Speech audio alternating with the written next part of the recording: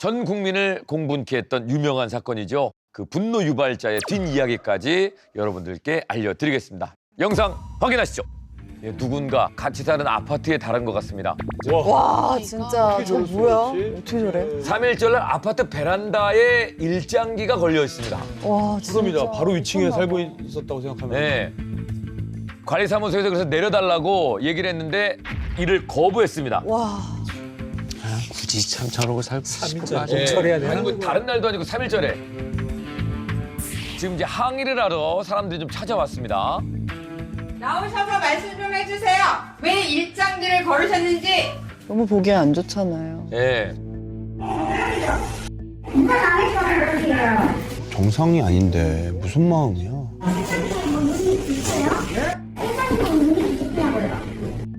아이고 막 놀리네. 예.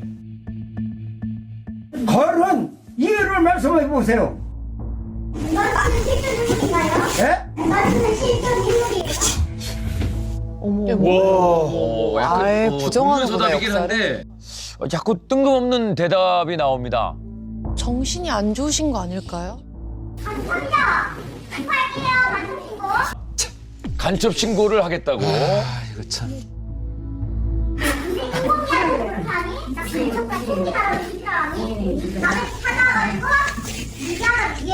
어머 미개한 게 누군데? 미개하다 미개해. 일장기 다른 이유를 나와서 얘기하면 되지. 정상이 아니에요 정상이. 말이 안 통합니다. 저거 그냥 위에서 돌로 이렇게 쳐서 막 훼손시키면 또 벌 받겠죠? 돌 던져서 어떻게 예. 그런 생각을 하셨어요. 안 내리시면 이렇게 해서 네. 보고 있다가 위층에서. 네, 돌로 위층에서 이렇게. 그러면 안 되나? 네. 아, 근데 이제 그러지는 못했고 점점 더 항의하는 사람이 늘어나니까 경찰까지 출동을 했습니다. 오후 4시쯤 되니까 이제 일장기가 드디어 사라졌어요. 그런데 약 일주일 뒤에 예상도 하지 못한 곳에 아까 일장기 달았던 사람입니다. 평화의 소녀상 철거 찬성 집회에서 마이크를 잡았습니다. 이건 또 뭐야? 어떻게 저럴 수 있지? 뭐하는 사람들이에요? 소녀상에 일장기를 쥐어주기까지 했어요. 아, 이건 정말 아닌데. 모두가 알고 계신 일장기 남입니다. 어머 젊어요 심지어. 어떻게 하다 저 사람이 저런 사상을 갖게 됐을까? 아 참. 이란 관계가 한일 관계가 무 속에 미래지향적으로 가기를 바래서 일장기를 개항했는데 이렇게 대스타가 될지는 몰랐습니다. 대스타? 무릎 꿇고 나와서 사죄를 하면 용서하겠다고 하는데 아무리 찾아봐도 잘못한 걸 못 찾겠습니다. 이야, 이거 참 답답하다.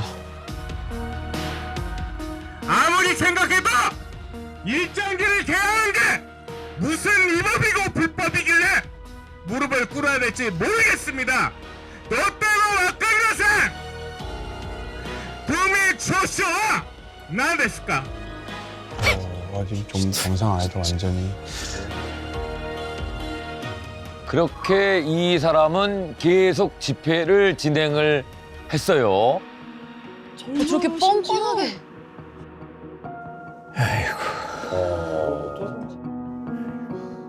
뭐 어떻게 하다가 저렇게 됐을까?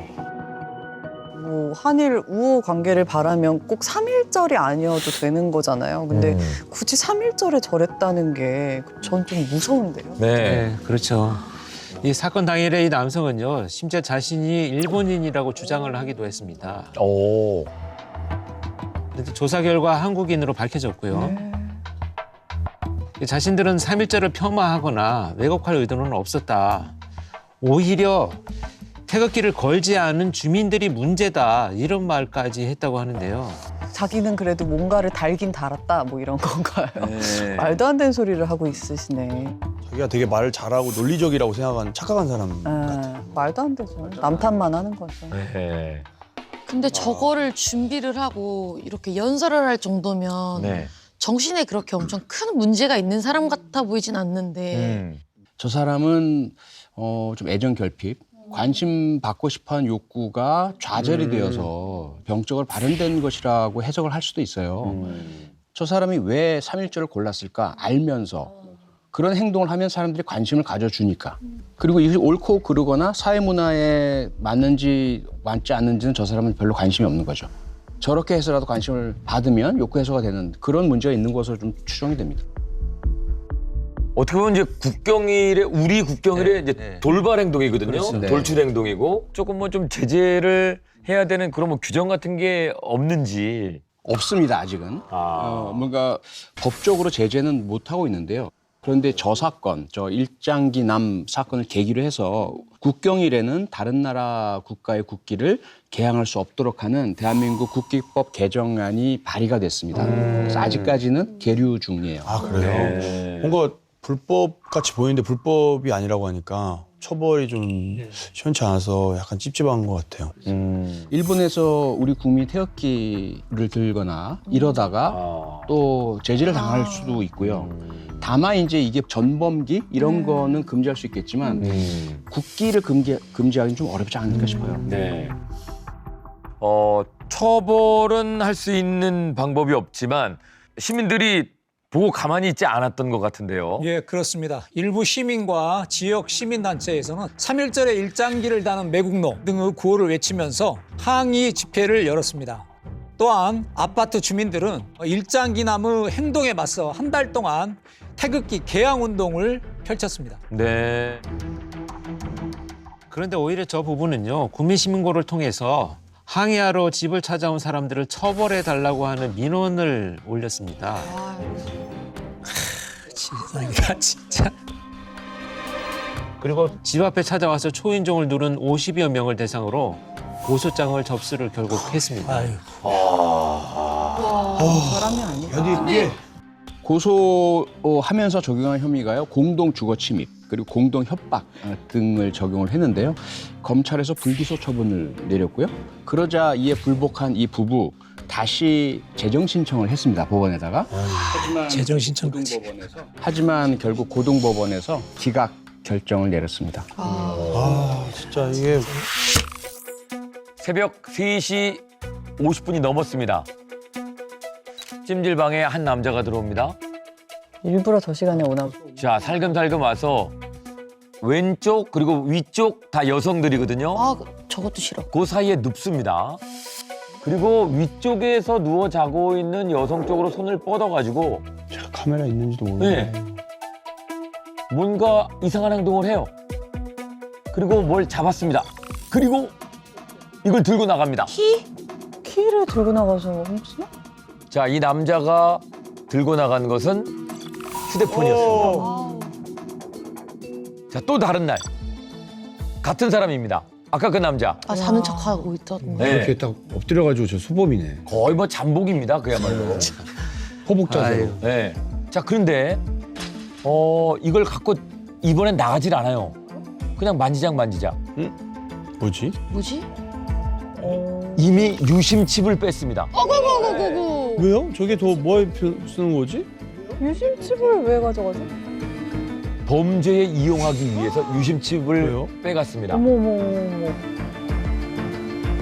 자, 또 다른 찜질방. 여기서도 휴대전화에 유심칩을 쓱 꺼냅니다. 그죠? 보이시죠? 저걸로 뭘 하는 거지? 유심으로 뭐? 저 유심에 많은 내용들이 담겨져 있거든요. 이걸 들고 휴대폰을 놓고 도주합니다. 절도범이 휴대전화와 유심칩만 또 꺼내서 도주하는 장면을 보셨습니다. 야, 저러면 잃어버린 줄 모르겠다. 네. 근데 휴대폰 주인들은 이걸 잘 모르죠. 유심칩이 빠졌는지 안 빠졌는지 처음엔 모릅니다. 신고가 늦어지죠. 네. 핸드폰이 고장났나? 이렇게 느꼈을 것 그렇죠. 같아요. 보통 유심칩 버리고 그 기계를 어디에 팔고 막 이런 건 봤는데. 네. 개인정보를 파나? 아, 개인정보를 파나 보다. 네.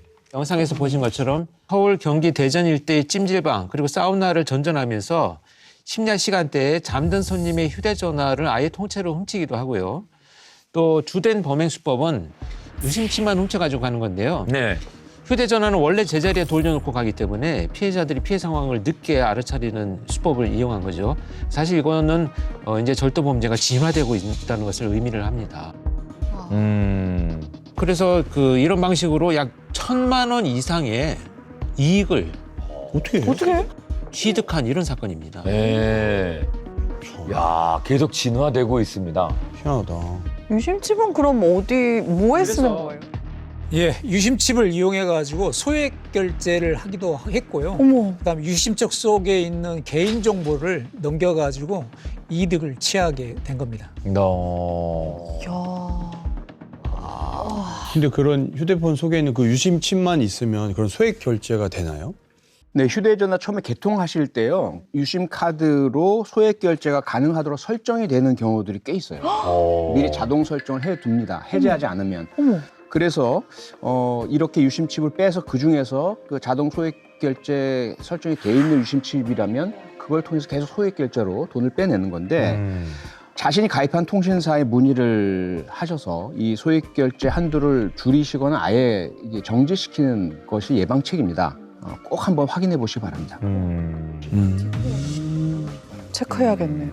근데 진짜 처음 들어보는 범죄 유형이어서 1,000만 원 이상을 이제 훔친 거면은 완전 상습범이겠네요. 네. 아니 개인정보도 이용했고 소액 결제까지 했으면은 처벌이 좀 그래도 세야 되지 않나요? 네, 결국 히든아이로 인해서 검거됐습니다.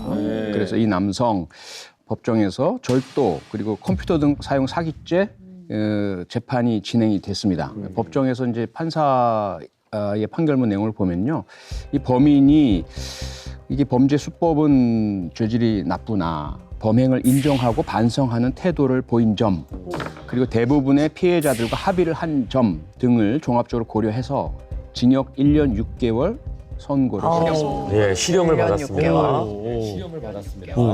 저는 그래서 잘 때는 수건에 꽁꽁꽁꽁 싸가지고 이렇게 안고 자는데 못 훔쳐가게. 예. 수건에 예. 박하선 씨 거는 절대 손대시면 안 돼요. 훔쳐가도 보복이 있습니다. 예. 자, 1년 전입니다. 새벽에 한 3시쯤에 한 여성분이 이제 화장실을 이용하기 위해서 가고 있습니다. 그런데 잠시 후에 여성이 휴대전화 영상을 찍기 시작합니다. 인기척이 들려서 위를 쳐다보니까 뭐야? 환풍기 쪽에서 뭔가 그림자 같은 게 비춰져요. 소름. 그래서 혹시나 하는 마음에 옆칸을 확인을 해봅니다. 그런데 누군가가 있어요. 남자요? 그래서 옆칸 사람이 나오기를 기다려요. 잠복. 화장실 입구에서 카메라를 켜고 한참을 기다리고 있었는데 결국 누가 나옵니다. 누가 나옵니다. 남자야.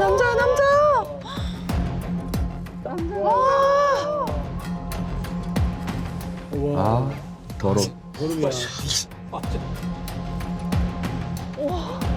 어우, 화장실에서 한 남자가 나옵니다. 아이고 소름이다 진짜.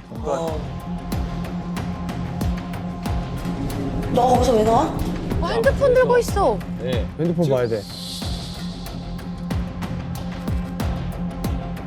당신 거기서 왜 나와? 잡았어. 멱살을 잡고 끌고 갑니다. 와 대단하다. 네. 와. 자, 결국 잡았어요. 와. 자, 시간을 좀 돌려서 봅니다. 처음에 화장실 다시 갈 때. 따라 들어가나?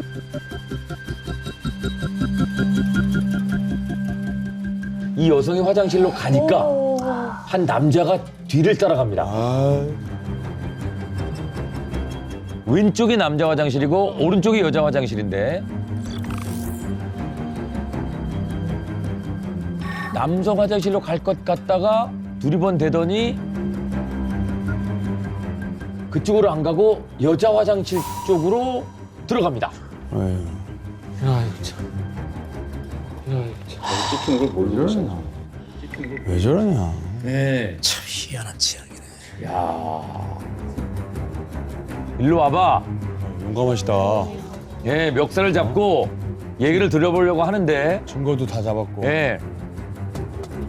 자, 휴대전화를 지금 한번 좀 보자고. 한참 실랑이를 하던 중에 와 용감하다. 이때. 보자고. 근데 이제 도망을 갑니다. 저거 빨리 저거 다 지울 텐데. 예. 경찰이 출동을 했고요. 핸드폰 봐야죠. 그리고 이제 휴대전화를 확인합니다. 근데 휴대전화 안에는 별다른 영상이 없었어요. 뭐야? 지웠나? 다 지웠지 뭐. 삭제 내역, 삭제 내역. 네. 삭제했죠. 여자들은 화장실에 있으면서도 신경이 정말 곤두서 있어요. 그리고 화장실에 그 뭐가 위에서 이게 왔다 갔다 하거나 뭔가 밑에서 왔다 갔다 할까 저는 그 상상을 되게 많이 하거든요. 그러니까 저분도 약간 그랬던 것 같아요. 네. 확인을 했습니다. 네, 그래서 이 불법 촬영남은 경찰한테도 자신은 억울하다, 찍은 적이 없다고 계속 주장을 했는데요. 그래서 불법 촬영남의 휴대전화를 확인을 해봤는데 여성을 촬영한 영상이 나타나지는 않았습니다. 찍으려다 실패할 수도 있잖아요. 아니 네. 긴장돼서 영상 버튼을 안 눌렀다거나. 네. 근데 애초에 여자 그러니까. 화장실에 왜 들어가요? 저것만으로 뭐 처벌은 안 될까요? 예, 불법 촬영남은 처음에는 범행을 부인했지만 휴대전화를 압수당한 뒤 포렌식을 진행할 거라는 경찰의 말을 들은 뒤에야 범행을 시인한 겁니다. 아이고. 그런데 경찰 조사 중에 더 놀랄 만한 사실이 밝혀졌는데요. 이번이 첫 범행이 아니었습니다. 과거에도 불법 촬영으로 전과가 있었던 겁니다. 에이고. 그러니까 즉흥적으로 하는 게 아니야. 포렌식 하니까 막 뭐 자기가 막 자백하듯이 했잖아요. 더 그 핸드폰을 다 보면 엄청 많이 있을 것 같아요. 맞아. 해야 돼. 네, 결국 경찰은 수사를 진행을 했고요. 혐의를 확인하고 이 불법 촬영남을 성폭력범죄 처벌법 위반, 카메라 등 이용 촬영죄 위반 혐의로 구속했습니다. 만약에 이제 재판이 진행될 것으로 보이는데요. 그 유죄 판결을 받게 될 경우에 7년 이하의 징역 또는 5천만 원 이하의 벌금형에 처해지겠고요. 여기에 더해서 신상공개 명령 그리고 고지 명령을 받게 될 것으로 보입니다. 네. 아, 정말 오늘 여러분께 보여드린 사건만 해도 뭐 절도라든가 불법 촬영, 찜질방에서 정말 다양한 사건들이 많이 일어나네요. 저도 되게 안 좋은 기억이 있어서 예전에 그때 이제 다 같이 대학교 친구들하고 이제 놀다가 이제 늦어가지고 찜질방에서 보내자. 그래가지고 그 찜질방에서 이제 수면을 취했죠. 아직도 기억이 나거든요. 그 좀 키 작은 피부 하얀 남자분이었는데 머리도 이게 없으시고 네. 젊은 분이었어요. 그 당시 한 30대. 그런데 새벽에 자고 있는데 저는 잠이 좀 예민한 편이긴 해요. 자고 있는데 뭐가 이렇게 스스로 뭐가 손이 쑥 들어오는 게 느껴지는 거예요. 손이 쑥 들어. 네, 그래가지고 잠결에 딱 깨가지고 돌아보니까 그냥 갑자기 으악 하면서 그냥 뭐 자는 것처럼 한 건지 모르고 한 걸 수도 있잖아요. 이렇게 잠꼬대 하듯이. 또 잤어요. 잠이 안 오죠. 느낌이 이상하죠. 뭔가 또 느낌이 또 올 것 같은 느낌이 있어요. 그러니까 갑자기 또 손이 쓱 들어오는 거예요. 뭐야. 또 확 일어나가지고 이건 누가 봐도 정상적이지 않다. 이거는 의도가 있다. 그래서 딱 하니까 갑자기 주섬주섬 가요. 그래가지고 다른 자리 옆으로 가더라고요. 안 가고. 그래서 가는 것도 아니고. 네, 그래서 저는 되게 스트레스 받았는데 너무 피곤했나 봐요. 막 스트레스 받아서 하고 있다가 뭐 어떻게 잠이 들었어요. 아침에 이제 늦게까지 이제 잤죠. 일어나서 가려고 이제 친구랑 이제 가려고 했는데 그 사람이 제 친구 옆에 딱 붙어 자고 있더라고요. 근데 제 친구는 되게 잠기가 어두운 친구였어요. 그래가지고 무슨 일인지 모르겠지만 그럼 굉장히 뭐 좋아요. 물건이 없어진 건 아니고 물건이 없었어요. 저희는 그럼 추행이네 그냥. 성추행이죠. 그래서 의외로 싸움이 많이 나고 제가 느꼈을 때 특히 여자 사우나, 특히 여자 사우나. 맞아. 왜 싸우나? 여자들? 왜요? 왜? 왜 사우나 안 했어요? 왜냐하면 일단 TV 채널? 채널. 뭐 드라마 이런 거? 그 안에 이제 리모컨이 있어요. 근데 만약에 내가 보고 있었어. 내가 시청을 하고 있었는데 와서 만약에 돌려. 그럼 이제 뭐 저 같은 경우 그냥 뭐 나중에 보지 뭐 이렇게 하는 경우가 있는데 약간 이제 보고 있었는데 왜 서로가 진짜 보고 싶은 게 있었어요. 그러면 그거 가지고 이제 내가 먼저 보고 있었다. 그걸 왜 돌리냐. 그러면은 지금 우리는 3명이고 너는 뭐 1명이다 뭐 이런 식으로 해서 그렇게 싸우는 걸 봤어요. 그럴 것 같다 진짜. 나는 물온도 갖고 싸운 사람도 봤어. 물온도요? 물온도요? 맞아. 저도 봤어요. 조절이 되나? 저 봤어요. 나 이거 최근 일이야. 사우나에서 43점 몇 도야. 근데 어떤 아저씨가 야 이거 뭐 냉탕 아니야 이게? 냉탕 아니야 이게? 엄청 뜨거운 건데? 그 아저씨한테 아 이거 좀 저 뜨거운 물 좀 팍팍팍 틀어. 냉탕이잖아. 그러다 딱 들어갔는데 그 다음에 또 들어왔던 분이 너무 뜨거워. 너무 뜨겁죠. 너무 뜨겁지 않아요? 아 이게 뭐예요 이거 용암이야 용암. 진짜로. 아니 43, 4도면 열탕 진짜 뜨거운 너무 거예요. 뜨겁죠. 43과 44가 큰가 봐. 와 너무 뜨거워. 네, 저는 뭐 그냥 40도 정도가 좋은데 와 그거 가지고도 싸움이 나더라고. 아이고 정말. 승의 은혜는 하늘 같아서. 네, 스승의 은혜 노래 여러분 다들 아시죠? 네. 갑자기 하지만 요즘에는 이 노래 가사와는 다르게 선생님들에게 갑질을 해도 된다는 생각을 가진 학부모나 학생들이 점점 늘어나고 있다고 합니다. 일명 레드카드로 불리는 스티커 아래에 자녀의 이름을 붙였다는 이유로 아동학대로 고소한 사건도 있었습니다.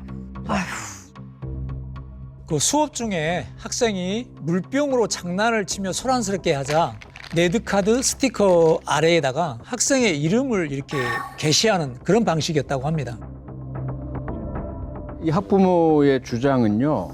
아니 이미 2016년에 교육청에서 학교 내에서의 상벌점 제도 전면 폐지를 했는데 해당 교사가 학생에게 레드카드를 준다? 이거는 그런 전체적인 학교 인권 방침과 반대되는 거 아니냐, 잘못된 거 아니냐. 학생이 정신적 트라우마에 시달리고 있다. 아니 이게 고소까지 할 일은 아닌 것 같은데 뭐 아니면 선생님한테 이런 게 있으니 2016년부터 이거는 좀 자제해 주십시오 이렇게 말을 할 수 있는 거잖아요. 충분히 대화로 풀 수도 있는 거고 선생님도 방법이 없으니까 요즘은. 그러니까. 이 학부모는요, 선생님을 향한 이 민원이 한 번으로 끝난 게 아닙니다. 명예훼손, 아동학대, 비밀침해, 허위 공문서 작성, 학교폭력 등 3년간 총 5건으로 고소를 했고요. 국가인권위 등에도 20건이 넘는 민원도 제기를 했습니다. 게다가 이 사건 이후에 전학을 간 다른 학교에서도 무려 6번이나 담임 선생님이 교체되는 일이 생겼다고 합니다. 와. 사실 담임 선생님이 6번 교체된다는 것은 담임 선생님은 이 학생의 혼자만의 선생님이 아니잖아요.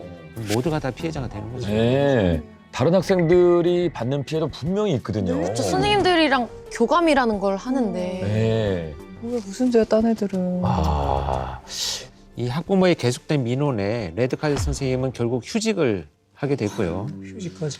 예, 결국 그래서 이제 학교를 떠나기 전에 그 해당 학생을 또 선생님의 마음으로 꼭 안아주고 떠났다고 합니다. 그런데 문제는 이 학부모가 그 떠나면서 자기 아기를 가지고 세게 안았기 때문에 갈비뼈가 다쳤다는 이유를 들어서 야, 이거 뭐 학교 폭력으로 선생님은 오히려 신고를 한 상황입니다. 그게 가능한 일이야. 걱정돼서 마지막으로 그러셨을 수도 있는데. 근데 저 담임 선생님이요. 저 사건 이후에 스트레스로 인한 일과성 완전 기억 상실 증세로 입원까지 하셔야 했고요. 우울증 증세도 생겼다고 합니다. 결국 아동학대로 신고가 이루어진 이 사건 기소가 되어서 재판까지 열렸거든요. 그래서 지난해 11월 대법원에서는요. 이 학부모의 행동이 오히려 교권 침해에 해당하고 그리고 교사의 행동은 아동학대가 아니다. 그래서 아동학대 혐의에서 벗어나는 무죄 선고를 최종적으로 받게 됐는데 3년에 걸친 소송을 벌여야만 했습니다. 너무 힘드셨겠어요. 3년 동안 얼마나 힘들었어. 그러니까요. 그죠. 말이 3년이지. 학급의 졸업 앨범. 선생님이 편지를 하나 남겼습니다. 2024년 1월 1일 오후 1시에 학교 운동장에서 만나자. 오 소름. 저런 약속을 하신 선생님도 참 낭만적이다. 네. 20년 전에 20년 전에. 와, 20년 전에 만나자 하신 거죠? 네. 33살 정도 됐겠네. 네. 30대가 넘은 나이가 됐는데 시간이 흘러서 20년 지났습니다. 그 약속을 지키러 가는 학생들의 차 안의 대화 내용입니다. 애들 진짜 올까? 애들 진짜 올까? 애들 많이 왔으면 좋겠다. 안 오는 거 아니야? 너무 소름 돋아. 지금. 대박. 선생님도 소름 돋아. 그러니까 올까요? 선생님도 올까? 20년. 그 약속을 기억하고 20년 후에 1월 1일 1시. 자, 그리고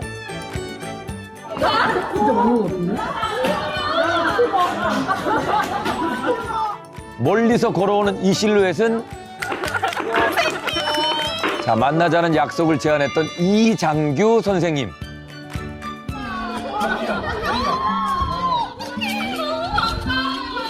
가만히 있으면 내가 이름 얘기해주니까 가만히 다 있어. 우와. 이름으로. 선생님이 이제 학생들의 인사를 받기 전에 자기가 이름을 한번 다 얘기해 보겠다. 와, 대단한 선생님이세요. 진짜. 선생님이 이제 학생 저런 선생님에게 교육받았으니. 자기가 이름을 한번 다 얘기해 보겠다. 예, 이제 많이 좀 변했을 수 있거든요. 뭐 고친 친구들도 있을 것 같아. 집에서 가끔 못 알아보는 애들 있거든요. 어려워. 어렵죠. 왜냐면 매년 20년 동안 제자들이 쌓여 있잖아요. 네. 아, 두현이는 알아보셨고요. 재관이. 저걸 어떻게 기억을 하냐, 20년 동안. 뭘 찾아보시네요. 뭐가 있나 봐요. 정답지. 선생님이 보신 이 책자는 아. 제자들의 사진이 있는 학급 신문이었습니다. 이걸 또 20년 동안 보관하고 계셨던 거예요. 다들 잘 컸네. 그때 그 시절로 돌아가서 예, 다시 한번 졸업사진을 찍어봅니다. 네. 아까까지 집에 빨리 가고 싶었는데 좀 힐링되는 것 같아요. 2027년에 만나게 될 제자들에게 짧게 편지를 남기셨습니다. 와. 예, 어떤 내용인지 한번 들어보실까요? 오, 대박. 그냥 너하고 나하고 좋은 인연 갖고 있던 사제지간이니까 만나고 싶었다는 거지. 무조건 만나면 기쁘고 좋은 거니까. 또 만나지 않아도, 설령 만나지 않더라도 그 정이 사라진 건 아니니까. 지금처럼 꿋꿋하게 잘 살고 있으면 또 더 좋을 때 만날 수 있으니까. 견디면서 잘 살자. 나에게 그 아이들은, 제자들은 어떤 의미냐면, 내가 헛살지 않았구나라는 것을 보여주는 증표 같은 거죠. 그리고 우리가 서로 좋은 관계였구나라는 걸 확인시켜주는 그런 증거고, 제 삶의 중요한 부분이죠.